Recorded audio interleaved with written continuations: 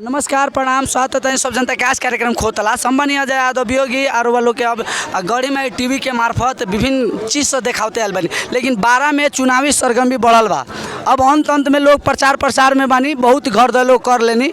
अब हमनी के चुनाव बहुत नजदीक आ गए। अगन 4 गते के प्रतिनिधि या प्रदेश सभा के चुनाव के बारे में रुआ लोग के देखा। कैमरामैन से चाम के आज जो देखा दी 12 के सुवर्ण गाँव पालिका वार्ड नंबर 7 देवापुर चौक बा जो बाजार लागेला जो वहाँ के हमनी रह के यहाँ के वस्तु स्थिति के बारे में हमनी के जानकारी आज लेवे के प्रयास कैनी सन। जनता के भी हमनी राय लेम। लेकिन इससे पहले बहुत लोग माने 12 निर्वाचन क्षेत्र नंबर 2 के में स्वतंत्र भी आयल बनी। प्रदेश नंबर में होके अच्छा प्रतिनिधि में तो एगो हमनी के उम्मीदवार बनी जे 12 निर्वाचन क्षेत्र नंबर 2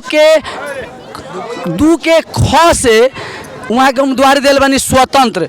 वहाँ के नाम बा प्रभुनाथ पटेल। वहाँ कौन छाप से बनी कथी मिलल बा सब जानकारी रुआ लोग के देम। सर्वप्रथम स्वागत बा अपने के सब जनता के आज कार्यक्रम खोतला से मिलता है। नमस्कार अजय वियोगी जी। केंगे बा दिनचर्या केंगे चल रहा बा? अब दिनचर्या अभी जनता के घर घर तक हमने जाता नहीं। जनता से वोट मांगे के क्रम में सभी जनता लोग के जौन समस्या बा जौन मतलब पीड़ा बा उस सभी पीड़ा के मतलब इतना दिन के प्रचार प्रसार के क्रम में सभी जनता के जौन एगो पीड़ा बा उस सभी पीड़ा समझे के अवस्था में समझे के अवसर एगो उम्मीदवार के हैसियत से हमरा मिलल। माने ऐसे माने काम हो रहा बा माने जनता के बीच में जा रहा बनी। जी जनता प्रत्येक जनता से भेंट रहा बनी प्रत्येक जनता के समस्या सुन रहा बनी और जनता के जौन समस्या बा जनता 2 नंबर के जनता के समस्या काथी बा देखल जाओ। पूरे 2 नंबर के जनता के बहुत समस्या बा। सबसे बड़ा समस्या हमनी के मध्य प्रदेश के सबसे पहले सभी जनता के घर में गेला पर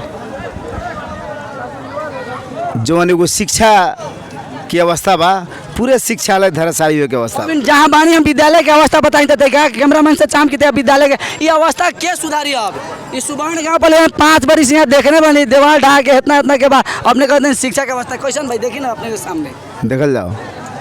शिक्षा के अवस्था के अर्थ अपने कथी बुझल जाओ कि बिल्डिंग से खाली शिक्षा के विकास ये भाता भुतुंग हरदम बिल्डिंग हो बनावल जाए या करल जाए। अपने हमार बात पहले पूरा सुनल जाओ। हम जनता के बीच में ही कहे के चाहम कि जौन गुणस्तर शिक्षा होकेला जौन बच्चा के जौन एगो जनता के बच्चा सरकारी विद्यालय में जाता आ ओकर अध्यापन से ओकर पठन पाठन से ओकरा बच्चा के एगो गुणस्तर शिक्षा मिल के जौन एगो समाज के वातावरण जौन एगो निर्माण होके चाहिए जौन अवस्था के निर्माण अभी तक ले ना होकेला। अपने कहनी है कि के बनाई सभी काम जनप्रतिनिधि के काम है आ जनप्रतिनिधि सभी चीज़ के काम जौन जनता के जिम्मेवारी बा ओके वहन करेला।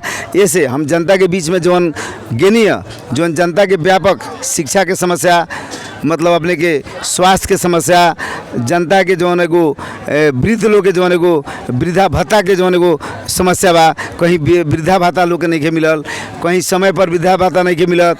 ओकरा बाद में जौन अपने के जनता आवास के कार्यक्रम जौन प्रदेश सरकार चलेलक दलित समुदाय के लेल वो भी दलित के हर जगह जौन एगो प्लानिंग से अगर एगो सोच से जौन आगाड़ी बढ़े के चाहिए ओकर भी कहीं वैसन किस्म से नहीं के बन सकल वो लोग के अलग किस्म के पीड़ा बा।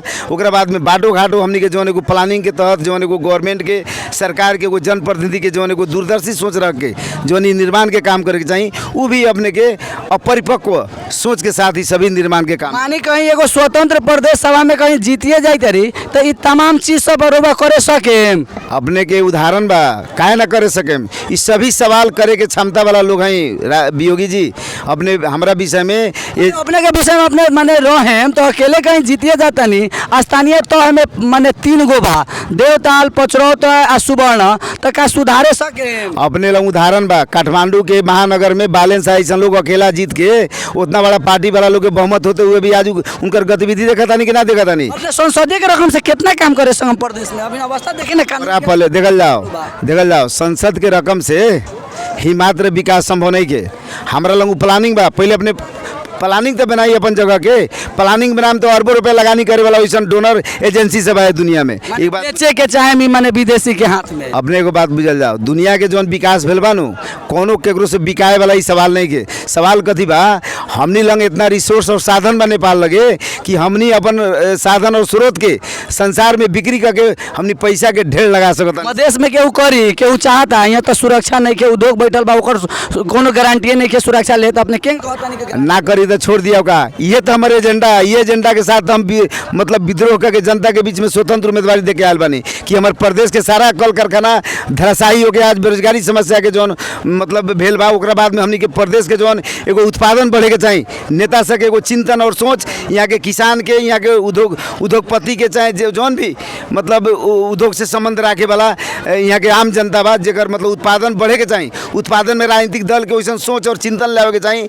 जौन कोनो किस्म के प्लानिंग ना ले आके हमनी के विगत के 5 वर्ष के प्रदेश सरकार खाली भ्रष्टाचारी बाहे कोनो कामे नहीं के करे सकल। माने उ लोग भ्रष्टाचार में लिप्त रहलक ह। मालूम नहीं के बताई ना, प्रदेश के 5 वर्ष उहे चेहरा से लड़ाई फेन चल रहल बा, त के जनता ती पतियाई जनता स्पष्ट रूप में अपनी जवाब देवे जा रहा बा। देखी तो हमनी स्वतंत्र उम्मीदवार हो के भी हमनी के पक्ष में कितना जन समर्थन ये पक्ष में नहीं के, सुवर्ण में चाहे देवतल में जहाँ बानी वहाँ तो लोगे नहीं के कहता ही। अपने तो जाके जनता के बीच में पहले जाई ना, आज सभी जनता से बुझी ना कि लालटेन छाप के पक्ष में लोग बाकी ना बा, पूरे लोग परिवर्तन के पक्ष में लागल बा। सभी लोग कहता ना ये लोग से अब समाज के नेतृत्व और ये देश के नेतृत्व ना हो सकी। ई मतलब विधायक के 5 वर्ष के दिल नेतृत्व ना चलावे वाला व्यक्ति आ फिर कौन विचार और नैतिकता से वोट मांगे होता, ऐसे उ लोग असफल हो चुकल बा। ऐसे जनता लालटेन छाप के पक्ष में अभी पूरे क्षेत्र के जनता के एगो जन लहर मतलब हर पक्ष में लाग चुकल बा। अपने पता लगा सकते जी काहेला अपने के वोट दी प्रभुनाथ जी जौन कहत नहीं कि जन लहर बा, एजेंडा से कथी लेके आवल बानी कि अपने के वोट दी? राज्य स्पष्ट एजेंडा बा, पूरे हमार 2 नंबर प्रदेश के हमारा क्षेत्र के जौन शिक्षा के जौन अवस्था बा, जौन मतलब पूरा धराशायी हो गल बा, ये सब के गुणस्तर शिक्षा के रूप में हम शिक्षालय चलावे के मतलब साहस रख के वैसे अभियान लेके आगाड़ी बढ़म। आज देखी 2 गो दरबंदी पर यहाँ स्कूल चले के अवस्था बा, जहाँ 6 गो दरबंदी के आवश्यकता बा वहाँ 2 गो दरबंदी पर मतलब स्कूल चले के अवस्था बा। इस सभी चीज के व्यवस्थापन करम। स्थानीय तह करे वाला काम प्रदेश करी, अपने कानून नीति निर्माण करे जानते कहल चीज देखी स्थानीय कहल चीज स्थानीय के ऊपर के भीतर ये हमनी के जौन सरकार बनी ओकरा ऊपर के तरह ही नु सभी ओकर मॉनिटरिंग से लेके सभी मतलब समन्वय करके तो काम करम नु। हमनी नीति निर्माण प्रदेश सरकार ना बना सकल भाई तक अपने को बात बुझल जाओ, हमारा क्षेत्र के 3 गो पालिका जौन मानू ओकर 3 पालिका के नेतृत्व करके अगर वैसा टाइप से हम सोच ले तो अपने विश्वास हम सभी जनता से विश्वास करावे के चाहम कि इस 3 पालिका के जन निर्वाचित लोग हमारे अभियान में साथ दी, सभी चीज के हम पूरा करम। 52,000 से अधिक मतदाता भाई माने हमनी के ख में 2 के ख में वो लोग के का कहे के चाहम? हम तो पूरे हमारे क्षेत्र के सभी जनता से हमारा आग्रह बा कहे के चाहम कि जनता की अपने लोग परिवर्तन कर जाओ और हमरा ऐसा एगो मतलब पढ़ल लिखल युवा के काम करे के हमरा में एगो जोश जागर बा। हम अपना राजनीतिक जीवन में हमेशा जनता के बीच में ईमानदारी के साथ काम कैले बानी। बहुत ऐसा सामाजिक काम भी हमारे कैल के उदाहरण बा, ऐसे हमरा जिम्मेवारी मिली तो सभी जनता के ईमानदारी के साथ नेतृत्व करके ये क्षेत्र के एगो सुविधा संपन्न और एगो विकसित क्षेत्र बना के सभी जनता के मतलब विश्वास कराएं। ऐसे जनता हमरा के अपने के यही मतलब हाँ पचरौता 3 पालिका के जनता से हमारा आग्रह बा अपने के मतलब मीडिया गड़ी बाई टीवी के मार्फत कि सभी जनता से हमारा आग्रह बा कि अपना मूल मत हमरा के दे के विजय बनाओ, अपने लोगन बनावल जाओ, अपने लोगन के मान सम्मान ऊंचा रख के अपने लोगन के सभी समस्या के स्वतंत्र रूप में सवाल जगह पर जहाँ जाए वहाँ उठा के अपने लोगन के इज्जत और प्रतिष्ठा ऊंचा रख के हम काम कर्म करके विश्वास देते हम अपने लोगन से लालटेन छाप में वोट देवे के हम आग्रह करे।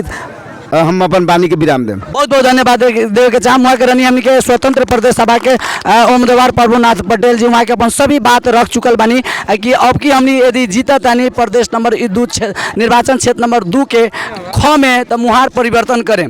जनता अब का चाहता अभी अगहन 4 गते के चुनाव से माने पूरा मूल्यांकन जनता माने पूरा ये बताई अब कि इस क्षेत्र के जनता वे पुरान चेहरा है कि नया चेहरा ले होता, ये सब तमाम बात सब रुआ लोग हमनी के देखाएम सुनाएम। हमनी के टीवी के मार्फत भी रुआ लोग देखते आल बनी। हमनी के ई आज के कार्यक्रम से हमरा के कैमरा पर्सन में साथ देनी रूपेश शाह के ढेर सारा धन्यवाद देत। हम अजय यादव योगी भी विदा के चाहम। नमस्कार, प्रणाम, जय गढ़ी माई, जय राष्ट्र, जय जनता।